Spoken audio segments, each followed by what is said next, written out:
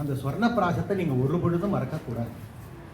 அதாவது ஒரு தேனும் நெய்யும் சேரக்கூடிய ஒரு மூலிகை மருந்து. நாங்கள் ஆயுர்வேதத்தில் தொடர்ந்து அதை கொடுத்துட்டே வரோம். அந்த வந்து பல இடங்களுக்கு போய் நாங்கள் வந்து ஒரு கேம்ப் மாதிரி நடத்தி பண்ணுறோம்.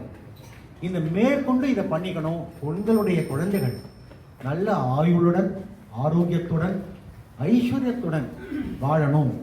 என்னுடைய குழந்தை ஒரு மினிமம் ஒரு ஐஏஎஸ் ஆஃபீஸர் ஆகணும், ஆனால் ஒரு மினிஸ்டர் கிட்ட கை கட்டி வாழக்கூடாது அப்படிலாம் நீங்கள் நினச்சிங்கன்னா இந்த ஸ்வர்ணப்பிராசம் கொடுக்கணும். அந்த கொடுக்கறதுக்கான வாய்ப்பை நாங்கள் எங்களுடைய ஆயுர்வேத கல்லூரியில் ஏற்பாடு செஞ்சுருக்கோம். அது புஷ்ய நட்சத்திரத்தில் பண்ணுறோம். அதனால் அதை வந்து குழந்தைகளை அங்கே அழைச்சின்னு வரலாம், அங்கே கொடுக்கலாம். இங்கே கூட ஒரு எக்ஸ்டென்ஷன் ஊரப்பாக்கம் ஸ்கூலில் கூட பண்ணுறோம். சங்கர வித்யாலய ஊரப்பாக்கம் அந்த ஸ்கூல்லேயே நாங்கள் இதை கொடுக்குறோம். என்ன அது ஷேர் பண்ணுவாங்க, டீட்டெயில்ஸ் உங்களுக்கு ஷேர் பண்ணுவாங்க. உங்கள் குழந்தைகளை அழைச்சின்னு வாங்க. டியூஷன் தேவையில்லை. முக்கியமாக உங்கள் குழந்தைக்கு டியூஷன் தேவையில்லை. அந்த குழந்தை உங்களுக்கு டியூஷன் எடுக்கும். அந்த அளவுக்கு புத்திசாலி ஆகிடும். அதனால் இந்த ஒரு அற்புதமான ஒரு ப்ரோக்ராமை தயவு செஞ்சு மனசில் வச்சுக்கோங்க. அடுத்தது ஏதேனும் கேள்விகள் இருக்கா? பழைய முது சாப்பிடலாமா, அப்புறம் பால் வந்து ராத்திரி சாப்பிடலாமா? ரெண்டும் கொஸ்டின் கேஸ். பால் சாப்பிடக்கூடிய நேரம் இரவு நேரத்தில் நீங்கள் வந்து ரொம்ப திக்காக இருக்கிற பாலை எடுக்கக்கூடாது. ஒரு அரை டம்ளர் பால், ஒரு 1/4 டம்ளர் தண்ணி அப்படி கலந்து அதை சாப்பிடலாம். ஆனால் நீங்கள் சக்கரை போட்டு சாப்பிட்றீங்களா? இந்த இது ஒயிட் சுகர், நாட்டு சக்கரை போட்டுக்கலாம். இந்த இது தெரியுமா, பனங்கல்கண்டு, அதை கொஞ்சம் பிடிச்சி போட்டுக்கலாம், இன்னும் நல்லது. அந்த மாதிரி போட்டு சாப்பிடலாம். ஆனால் பாலில் கால்சியம் சத்து அதிகம். அது இந்த பற்களில் போய் ஒட்டிக்கும். அதனால் ராத்திரியில் ஒருத்தர் நீங்கள் பல் தேய்ச்சிட்டு தான் படுக்கணும். கம்பல்சரி வாயை நல்லா கொப்பளிச்சுட்டு படுக்கணும். அது நல்லது. அதாவது நீங்கள் சொன்ன பழைய சாப்பாடெலாம் சாப்பிடக்கூடாதுன்னு. ஸோ பழையது வந்து நம்ம முன்னோர்கள்லாம் பார்த்தீங்கன்னா சாப்பிட்ட மாதிரி ஞாபகம். பாட்டிலாம் நிறையா அதை வந்து பழக்கிருக்காங்க. சாப்பிடாம கூடாது. இல்லை சார், பழைய ஜாதம்ங்கிறது சாப்பிட்றது எப்போன்னு கேட்டிங்கன்னா, எருக்கன் சட்டின்னு ஒரு சட்டி இருக்கு. அது மாக்கல்லுன்னு பேர். அந்த எருக்கன் சட்டியில் தான் இந்த சாதத்தை ஊற வைப்பாங்க. அதுக்கு சாத்தூத்தம்னு பேர், நீராரம்னு பேர், இன்னொரு பேர். அந்த மறுநாள் காலையில் அந்த இதை எடுத்து வடிச்சுட்டு அதில் கொஞ்சம் ஒரு சின்ன வெங்காயம் இல்லை ஒரு பச்சை மிளகாய் ஏதான வச்சு கடித்து சாப்பிட்றது வழக்கத்தில் இருந்து. இப்போ அது இல்லாமல் போயிடுது. ஆனால் எந்த ஒரு பாத்திரத்தில் அந்த சாதம் வைக்கப்படுகிறதோ அது அதன்படி வேலை செய்யும். ஏன்னா பாத்திர விசேஷங்கிறது முக்கியம். சஸ்திரம், சாஸ்திராணி, சலிலம், இந்த 3 விஷயம். சஸ்திரம்னு சொன்னால் ஆயுதம்னு பேர். ஆயுதம் யார் கையில் இருக்கோ அதுக்கு தகுந்த மாதிரி அது வேலை செய்யும். இப்போ நீங்க பார்க்கலாம், இஸ்ரேலுக்கும் ஈரானுக்கும் சண்டை. ஏகப்பட்ட இது ஏவுகணை விடுறான், இந்த பக்கம் அந்த பக்கம் விட்டு குடும்பங்கள் எல்லாம் நாசமா போடுது. யாரிடம் அந்த பொருள் இருக்கும்? முன்ன ஒரு காலத்துல ரஷ்யால மிகேல் கோர்பச்சேவ் அப்படின்னு ஒருத்தர் இருக்கார். அவர் தான் அந்த கண்ட்ரி ஆண்டு இருக்கார், பிரசிடென்ட் ஆஃப் ரஷ்யா நான் நினைக்கிறேன். அப்போ பிரசிடென்டா இருந்தாரு, எனக்கு தெரியாது. அவர்கிட்டையும் ஏகப்பட்ட ஆயுதம் இருக்கு. ஆனால் அவர் என்ன தெரியுமா பண்ணினார்? இந்த எல்லா ஆயுதத்தையும் கொண்டு போய் அக்ரிகல்ச்சர் ஃபீல்ட்ல போட்டு அதை ப்ளவ் பண்ணினார். ப்ளவ் பண்ணிட்டு அங்கிருந்து நிறைய கோதுமையை பயிர் பண்ணி உலகம் பூரா சப்ளை பண்ணினார். ஆயுதம் யார்கிட்ட இருக்கோ according to their mental status அது பிஹேவ் பண்ணும். இது சாஸ்திரம். சாஸ்திரமும் அப்படித்தான். ஒரு ஒரு கிளாஸ்ல ஒரு கெமிக்கல் இன்ஜினியரிங் படிக்கிற 2 ஸ்டூடெண்ட்ஸ் இருக்காங்க. 2 பேருமே ஒரே பாடம் தான் படிக்கிறாங்க. ஆனா ஒருத்தன் வந்து அட்டாமிக் பாம் தயார் பண்றதுக்காக போறான், இன்னொருத்தன் அதை வந்து பெஸ்டிசைடை யூஸ் பண்ணி அங்க இருக்கக்கூடிய அந்த தேவையில்லாத கிருமிகளை அழித்து அந்த அக்ரிகல்ச்சர் ஃபீல்டை இம்ப்ரூவ் பண்ண முடியுமான்னு பார்க்குறான். ஸோ சாஸ்திரம் யார்கிட்ட எப்படி இருக்கோ அக்கார்டிங் டு தட் அது பிஹேவ் ஆகும். சலிலம், தண்ணீரும் அப்படித்தான். அதாவது உணவுப் பொருள் தண்ணீரும் நம்ம எந்த பாத்திரத்தில் வைக்கிறோமோ அக்கார்டிங் டு தட் அது பிஹேவ் ஆகும். ஃபார் எக்ஸாம்பிள், நீங்கள் வந்து ஒரு மினரல் வாட்டர் வாங்குறீங்க, ஒரு வாட்டர் பாட்டில், அது வீட்டில் இருக்கு, ஒரு 3 நாள் ஆகட்டும். அந்த வாட்டர் பாட்டிலை நீங்கள் திறந்து கொஞ்சம் குடிக்கும் பொழுது அதில் ஒரு டேஸ்ட் மாறும். இந்த தண்ணீரை நீங்கள் ஒரு மண் பானையில் ஊற்றி வச்சு பாருங்களேன், இன்னொரு தண்ணியை அதில் கொஞ்சோண்டு வெட்டி வேர் போட்டு வைங்க. அது 7 நாள் ஆனாலும் அந்த மண்பானை தண்ணீர் கெடாமல் இருக்கும். ஆனால் அதுக்கு சலிலம் பாத்திரம், பாத்திரான் அபேட்சிதா பிரஜாம் வாகு ஸ்ருத்தியேன பிரம்மயேதுன்னு வேதம். அதனால எந்த இடத்தில் எந்த விஷயம் எங்கே இருக்கோ அக்கார்டிங் டு தட் பிஹேவ் ஆகும். இந்த பழையங்காதத்தை நீங்கள் காத்தால சாப்பிடலாம். ஏன்னா it is full of carbohydrates. அந்த வெங்காயமோ பச்சை மிளகாயோ ஏதோ ஒன்று வச்சுன்னு சாப்பிட்றோம் அப்படின்னா அடுத்தது நாள் பூரா நம்ம வேலை செய்கிறோம், வெளியில் போகிறோம், நடமாடுறோம், வேகமாக நடக்கிறோம். அதனால் என்ன ஆகும், ஜீரணமாயிடும். ராத்திரியில் அப்படி சாப்பிடக்கூடாது. ராத்திரியில் தக்கிற போஜனம் தான் விசேஷம்.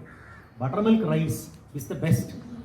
முடியல, வயிற்றுல புண்ணாக இருக்குது, அல்சராக இருக்குது, பால் சாதம் சாப்பிடலாம், தப்பே கிடையாது. மிளகு ரசம் சாப்பிடக்கூடாது. So it is case specific. ஒருத்தருக்கு ஒருத்தர் மாதிரியாக போகும். இப்போ ராத்திரியில் பார்த்தீங்கன்னா நாங்கள் ஒரு பவுடர் ஒன்று ப்ரிஸ்கிரைப் பண்ணுறோம், அதுக்கு திரிபலான்னு பேர். கேள்விப்பட்டிருக்கீங்களா? அது என்னென்ன இன்க்ரீடியன்ஸ் சொல்லுங்க.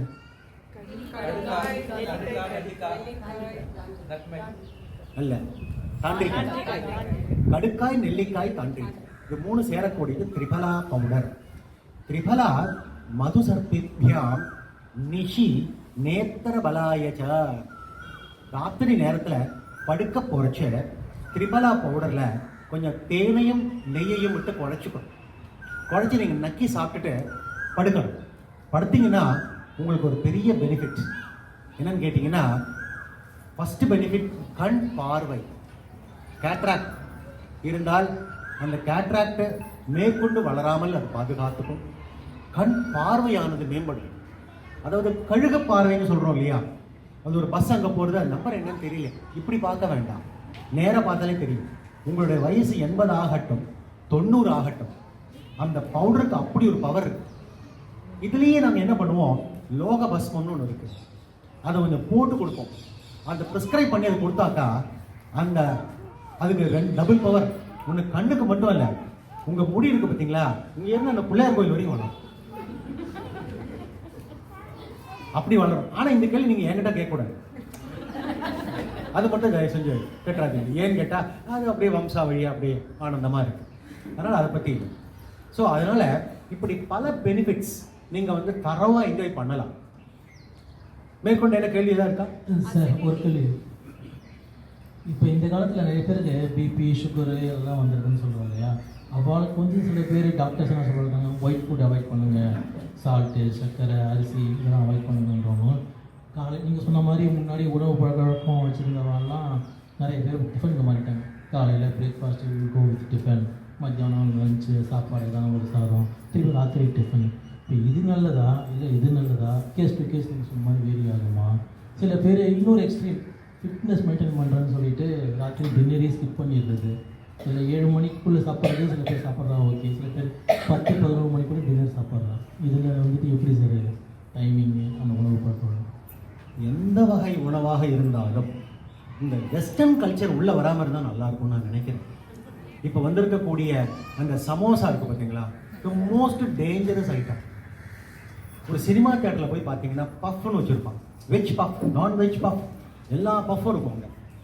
இதை பார்த்தா நமக்கு கொமட்டணும், அப்படி இருந்தாலே பாதி ஆரோக்கியம் என்ன. அதுதான் பார்த்தீங்கன்னா இந்த நிறைய இந்த கூல் ட்ரிங்க்ஸ், இந்த கோகோ கோலா, இந்த மாதிரி ஐட்டம்ஸ் எல்லாம் அவாய்ட் பண்ணிட்டு நம்முடைய கத்திரிக்காயும் வெண்டைக்காயும் புடலங்காயும் போரும் நம்ம 100 வருஷம் வளர்த்து. இன்னும் கொஞ்சம் டேஸ்ட் கம்மியாக இருக்கலாம், முடிந்த வரையில் நான்வெஜ்ஜை அவாய்ட் பண்ணுறது நல்லது. வெஜிடேரியன் ஃபுட்டு தான் இன்னைக்கு ரொம்ப நல்லது. ஏன்னு கேட்டால் ரீசன்ட் தேதியில் பார்த்தீங்கன்னா even Americans are getting converted to vegetarian food. Red meat ரொம்ப டேஞ்சரஸ்ன்னு கண்டுபிடிச்சிருக்காங்க.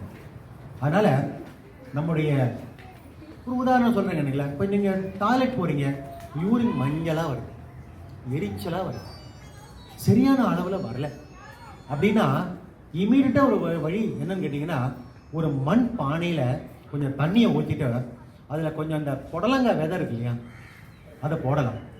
நம்ம தூக்கி எறிகிறோம். வெள்ளரிக்காய் விதை இருப்பார், அதை அதில் போடலாம். பீர்க்கங்காய், சொரக்காய், இந்த விதையெல்லாம் அந்த பானையில் ஊற போட்டுருக்கு. பானை தண்ணியில் மறுநாள் காலையில் அந்த தண்ணி எடுத்து குடிச்சு பாருங்களேன், ஒரு 7-8 தடவை யூரின் ஃப்ரீயாக போகும். ஏன்னா அதில் அப்படி ஒரு பவர் இருக்கு. அதனால நம்ம சாப்பிட்ற சாப்பாடையே அந்த புடலங்காயோ பீர்க்கங்காயோ சொரக்காயோ இல்லை மாதிரி நீர்க்காய்களாக கொஞ்சம் சாப்பிட்றது நல்லது. அதுவே ஒரு பொரிச்ச கூட்டாக பண்ணிக்கலாம். கொஞ்சம் மிளகு, சீரகம், தேங்காய் அதில் அரைச்சி போட்டு சாப்பிடலாம். Simple diet is enough. நல்ல ஆரோக்கியமாக வாழறது. அதனால அவங்க வந்து பிபி இருக்கு, சுகர் இருக்கு, அது இருக்கு, இது இருக்குன்னு எல்லாம் சொல்லலாம். எல்லாத்தையும் கட்டுப்படுத்தக்கூடிய அளவுக்கு நம்முடைய உணவு அமைக்கப்பட்டிருக்கு வாழ்க்கையில். Tamil Nadu food style is excellent one. அது வந்து நம்ம பாயசத்தில் தான் ஆரோக்கியம். நீங்கள் ஒரு கல்யாணத்தில் போனீங்கன்னா பார்க்கலாம். ஏன் அந்த பாயசத்தை நம்ம வந்து அப்படியே கை விரலில் எடுத்து நக்கி சாப்பிட்றோம். அதுக்கப்புறம் அடுத்த டயட் எடுக்கணும். வெறும் வயிறாக இருக்கும் பொழுது வாயு அதிகமாக இருக்கும், வயிற்றுல பசி தீ கொழுந்து விட்டு எரிஞ்சுட்டு இருக்கும். அந்த டயத்தில் கனமான ஒரு வஸ்து உள்ள போகுது, பாயசம். அது நிலம், நீர் அதிகம் உள்ளது. நம்முடைய உடம்பு பார்த்தீங்கன்னா பஞ்சமகாபூதம் தான். அந்த பஞ்சமகாபூதத்தில் ஆத்மாவும் மனசும் உள்ள உட்காந்துருக்கு, வேற ஒன்றும் கிடையாது. இந்த செல்போனில் அது கிடையாது. ஆனால் இதுலேயும் பஞ்சமகாபூதம் இருக்கு. ஒரு மாம்பழம் நீங்கள் எடுத்துங்க, பஞ்சமகாபூதம் தான். ஆனால் அதில் ஆத்மாவும் மனசும் இல்லை, நம்மக்கிட்ட எக்ஸ்ட்ராவாக இருக்கு. அதனால் நம்ம பிரவர்த்தனம் பண்ணுறோம், ஆக்டிவிட்டி பண்ணுறோம். அதனால் இந்த பாயசத்தில் இருக்கக்கூடிய நிலம் மற்றும் நீரானது நமக்கு வயிற்றுக்குள்ளே போகும் பொழுது வயிற்றில் இருக்கிற பசி தீ கொழுந்து விட்டு எரியறது. அங்கே கேஸ் இருக்கு. இது ரெண்டும் உடனே இறங்குங்க. பசி தீயில வந்து இந்த பாயசம் விழர்ச்ச அந்த நெருப்பானது தாழுகிறது, வயிற்றில் இருக்கக்கூடிய கேஸ் குறையிறது. அதனால பாயசத்தில் ஆரம்பிக்கிறோம், மோரில் முடிக்கிறோம். மோரில் முடிக்கும் பொழுது என்ன ஆகுன்னு கேட்டிங்கன்னா, நம்ம சாப்பாட்டுக்கு இறுதியில் வரும் பொழுது அங்கே ஒரு குழகுழான ஒரு வஸ்து ஃபார்ம் ஆகும். அதுக்கு அதுதான் சளியாக மாறுறது. அது வரக்கூடாது அப்படிங்கிறதுக்காகத்தான் நம்ம வெத்தலை பாக்கு போடுறோம். வெத்தலை பாக்கு போடுறது சாமானியம் அல்ல, ஒரு அற்புதமான ஒரு விஷயம். தாம்பூலஸ்ய சகே த்ரயோதசகுணாக ஸ்வர்கேபிதே துர்லபாகான் வேதம். அந்த தாம்பூலத்தில் 13 குணங்கள் இருக்கு. அந்த 13 குணங்களையும் பெறுவதற்காக தஞ்சாவூர் மாவட்டம் பூரா இன்னைக்கு வெத்தலை பாக்கு போடுவாங்க. என்ன, அந்த சீவல் வெத்தலை பாக்கு, பாக்கு இருக்காது, சீவல் இருக்கும், இப்படி சாப்பிடுவாங்க. இந்த கும்பகோணம் வெத்தலை பார்த்துருக்கீங்களா, ரொம்ப நல்லா இருக்கும். அது ஒரு 4 வெத்தலையா போடலாம், இல்லை 2ஆ போடலாம். தீபத்திரம் ஏகம் பூகம் தான். 2 வெத்தலை, ஒரு பாக்கு, கொஞ்சோண்டு சுண்ணாம்பு, நடு நரம்பை எடுக்கணும், கீழே இருக்கக்கூடிய அந்த இதை கிள்ளிடணும். இது சாப்பிட்டால் உங்களுக்கு சளி உற்பத்தி ஆகாது. சளி உற்பத்தி ஆகாது அப்படின்னா என்ன ஆகிடும், த கம்ப்ளீட் லங்ஸ் எப்போவுமே ஸ்டக்கல் கிளீனாக இருக்கும். ஒரு கொரோனா வைரஸ் உள்ள போகாது. தாம்பூல சேவனம் பண்ணுறவங்களுக்கு கொரோனா வைரஸ் வராது. ஏன்னு கேட்டிங்கன்னா, அது அவ்வளவு உஷ்ணமானது, உள்ளே இருக்கக்கூடிய சளியை கரைக்கும், கிருமிகளை உற்பத்தி ஆகாமல் பாதுகாக்கும். அதனால வெத்தலை பாக்கு போடுறச்சே கூட கொஞ்சோண்டு, சில பேர் கொஞ்சோண்டு தாங்க புகையில வைப்பாங்க, ஆபத்து காத்திருக்கு. புகையில வச்சா ஆபத்து தான். அதனால புகையிலை கூடாது, வெத்தலை பாக்கு சொன்னாமல். அதனால நீங்க சொல்ற மாதிரி அந்த உணவு முறை அப்படிங்கிறது நமக்கு அமைக்கப்பட்டிருக்கிற அமைப்பு பிரகாரமே சாப்பிடலாம். நோய்க்கு தகுந்தவாறு மாற்றியும் சாப்பிடலாம். நான் இப்போ சொன்னேன் இல்லையா, குழந்தைகளுக்கு இருமல் சளி இருக்கும்போது இட்லி தோசை கொடுக்காதீங்க, வடையை கொடுக்காதீங்கிறோம். அதுவே ஒரு பொங்கலை கொடுங்க, இடியாப்பம் கொடுங்கன்னு சொல்கிறோம். அது நல்லது, அது ஆரோக்கியம். அப்படி மாற்றி சாப்பிடணும்.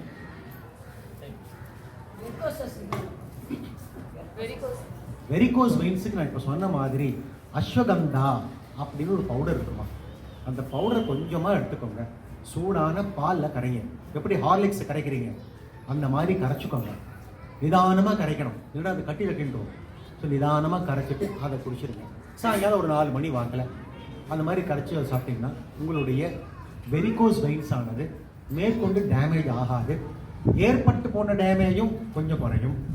ஆயுர்வேத ஆஸ்பத்திரி எங்களுக்கு இருக்குது, மிகப்பெரிய ஹாஸ்பிட்டல் வச்சுட்டு இருக்கோம். பெரிய ஒரு இது இருக்குது, தோட்டம் வச்சுட்டு இருக்கோம். ஏகப்பட்ட மூலிகைகள், திருமலா ஹில்ஸ்லேருந்து கொண்டு வந்து வச்சுருக்கோம். நீங்கள் எல்லாரும் ஒருத்தர் வந்து விசிட் பண்ணலாம்.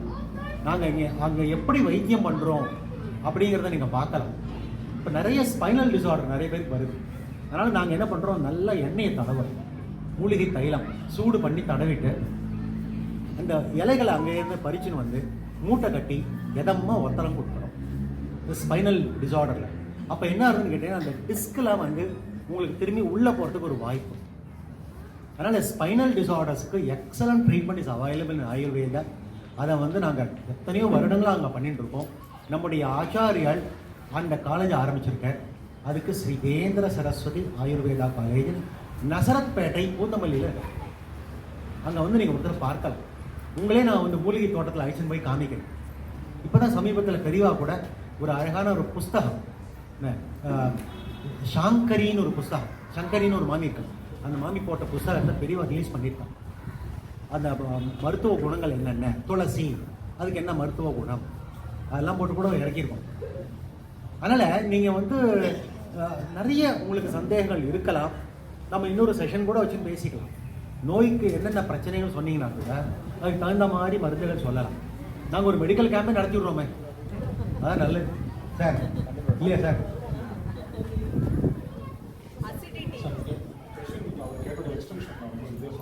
நம்ம பிராச்சீன சம்பிரதாயம் படி பிரேக்ஃபாஸ்ட் அந்த கான்செப்ட் வெஸ்டர்னைஸ் தான். ஸோ அதுக்கு எல்லாம் இந்த எஃபெக்ட்ஸ் இருக்கு. பிரேக்ஃபாஸ்ட் என்ன? அது வெஸ்டர்னைஸ்டு கன்செப்ட் தானே பிரேக்ஃபாஸ்ட் சிஸ்டம் பண்ணுறது. அந்த பிரேக்ஃபாஸ்ட் 3 வேலை கரெக்ட், ரொம்ப கரெக்ட். அப்போது டயபெட்டிஸ்க்காக எப்படி அதை அவாய்ட் பண்ணுறது, அந்த சிஸ்டத்தை எப்படி? இல்லை சார், ஒரு நிமிஷம். டயபெட்டிஸ் வந்து உள்ளவாளே அவங்க கரெக்டாக இந்த டைம் பிரகாரம் எடுத்துக்கணும். இந்த பிரேக்ஃபாஸ்ட் அப்படிங்கிறது நீங்கள் சொல்கிறது வெஸ்டர்ன் கல்ச்சராக இருந்தாலும் அந்த காலங்களில் 2 தடவை தான் சாப்பிடுவாங்க. காத்தால 10 மணிக்கு சாப்பிடுவாங்க.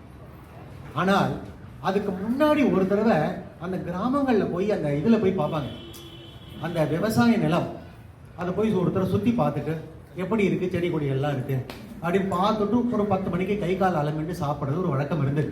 இன்றைக்கி நம்ம அந்த சிஸ்டமில் இல்லை. விவசாய நிலம் எங்கே இருக்குன்னு தெரியல. நீங்கள் எத்தனை பேர் பம்பு செட்டில் குளிச்சிருக்கீங்களோ எனக்கு தெரியல. நான் பம்பு செட்டில் எப்போ போனாலும் கிராமத்தில் அது போய் தான் குளிப்போம். கிட்டி புல் தான் ஆடுவோம், பம்பரம் தான் ஆடுவோம், கோழி குண்டு தான் ஆடுவோம். இப்போ அப்படிலாம் இல்லை.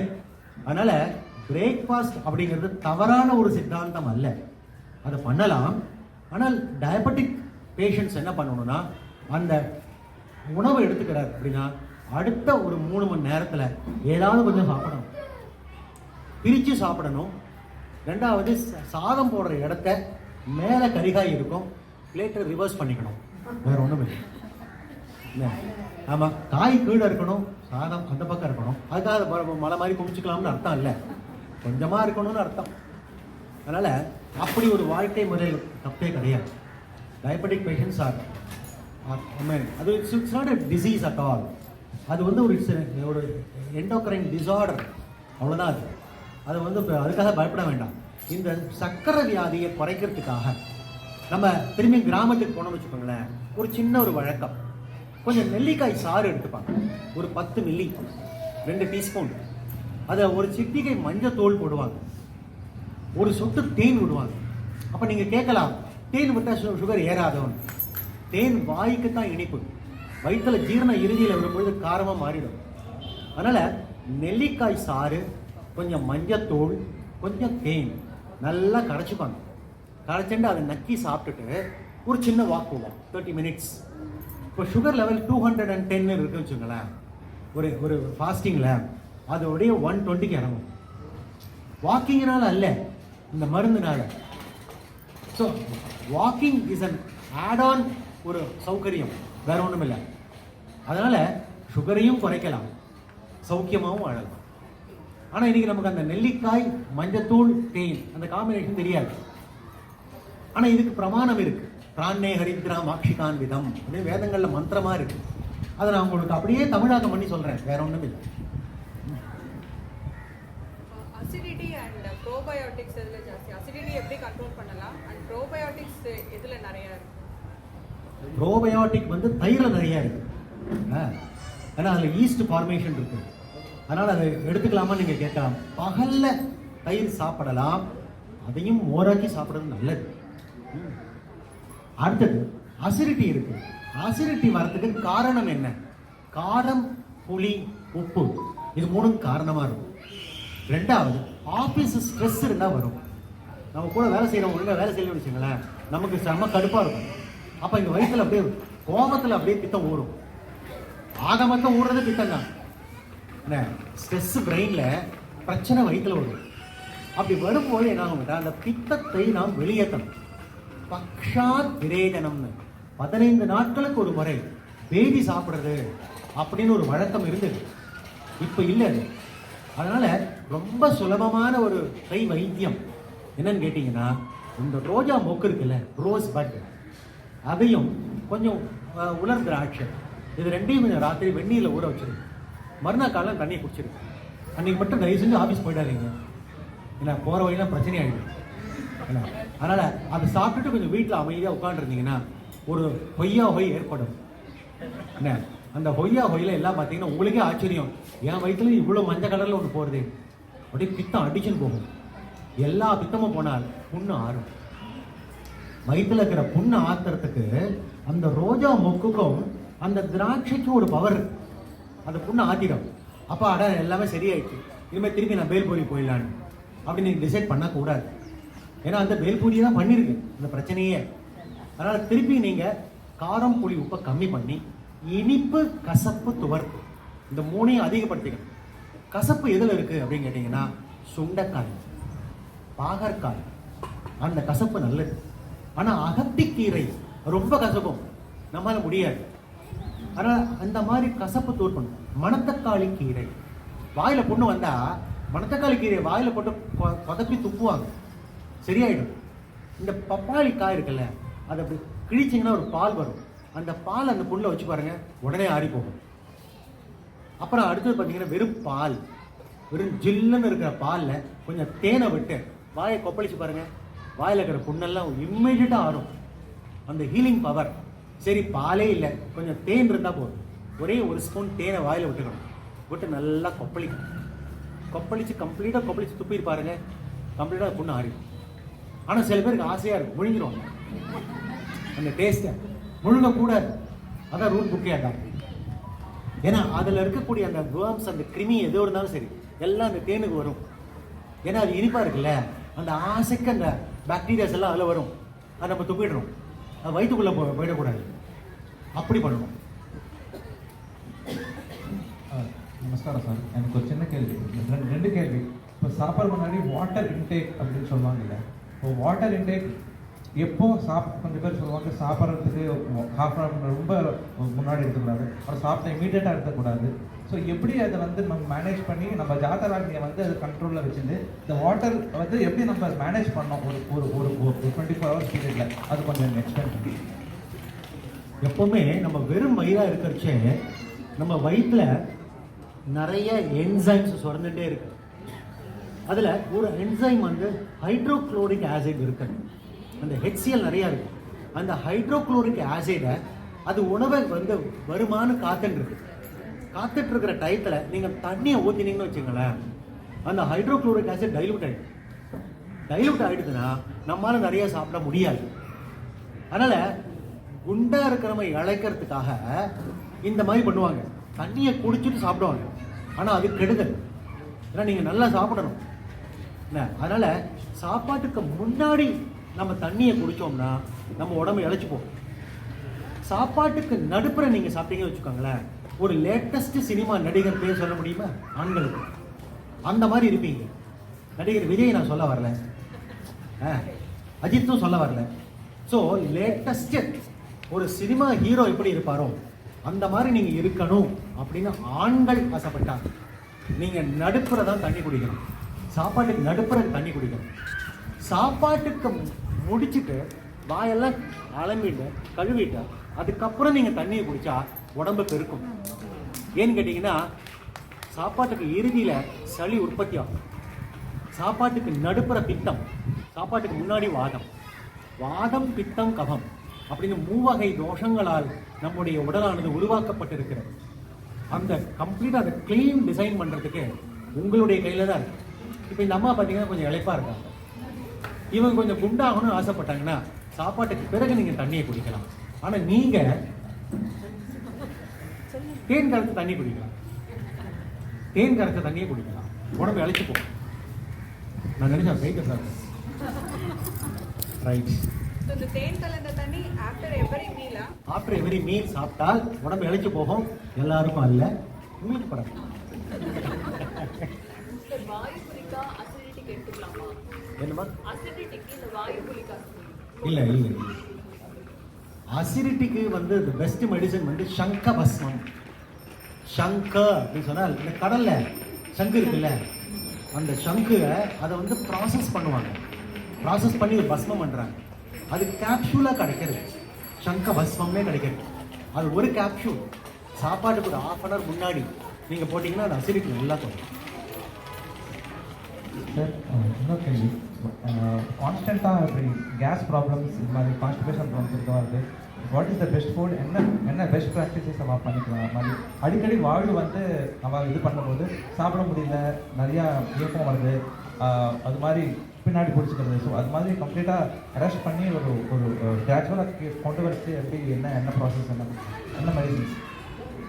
மெடிசின்னு பார்த்தீங்கன்னா the best medicine for gas and constipation is castor oil, விளக்கெண்ணெய் தான்.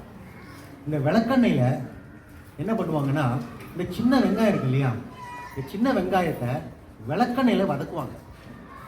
அந்த சின்ன வெங்காயம் எடுத்து பார்த்தீங்கன்னா it is full of fibrous content. அது அதை வதக்கிட்டு ஒரு 4 வெங்காயம், சின்ன வெங்காயம் விளக்கெண்ணெயில் வதக்கின்னு சாப்பிட்டீங்கன்னா 2 விஷயம் நடக்கும்.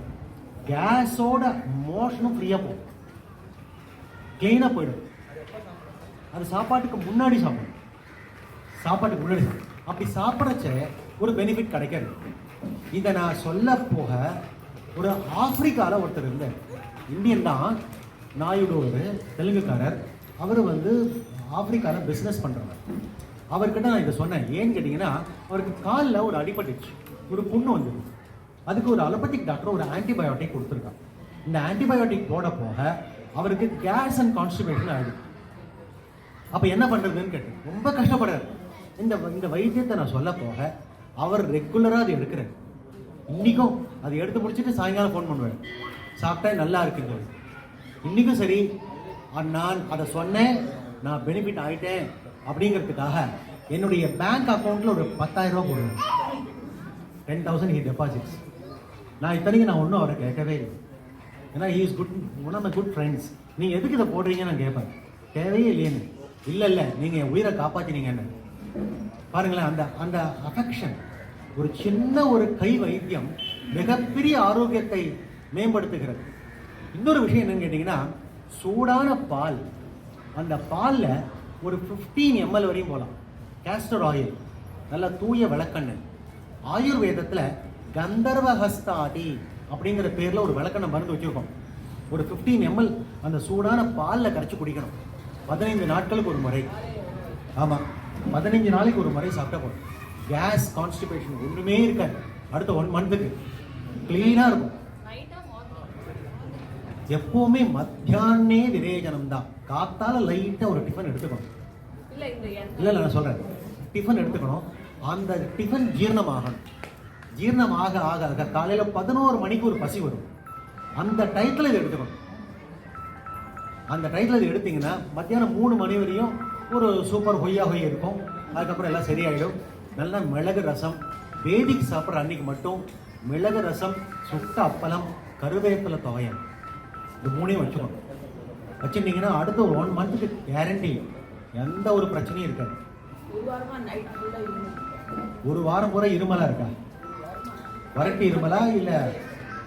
இருமல்ங்கிற 2 வகை இருக்கு. வெட் காஃப் அண்ட் ட்ரை காஃப்னு இருக்கு. வருது. ஓகே, இது இந்த மாதிரி ஒரு இண்டிவிஜுவலாக இருக்கிறதெல்லாம் வந்து டாக்டர் கொஞ்சம் இறங்கினதுக்கு அப்புறமா கூட நம்ம கேட்டுக்கலாம். ஒரே ஒரு வைத்தியம் என்னன்னு கேட்டிங்கன்னா, அதிமதுரம் பொடியாக கிடைக்கிறது. ஒரு சிட்டி எடுத்து வாயில் போட்டுங்க, அப்படியே சப்பி சாப்பிடுங்க. அது தொண்டைக்கு இதமாக இருக்கும். சினிமா பாடகர்கள் அத்தனை பேரும் அதிமதுரம் சாப்பிடுவாங்க. என் கையாலேயே நான் கேஜே ஜேசுதாஸ் கொடுத்துருக்கேன். ஏன்னா அவர் எங்கள் காலேஜ் நான் படிக்கும்போது வந்திருந்த பொழுது அவர் கேட்டு வாங்கி சாப்பிட்டார். அவர் is a regular intake of ayurvedic medicine. அதனால் இந்த அதிமதுரம் தொண்டைக்கு ரொம்ப இதமானது. இருமல் சளியை கம்ப்ளீட்டாக போக்கிடும். என்னம்மா நைட்டு படுக்கறச்ச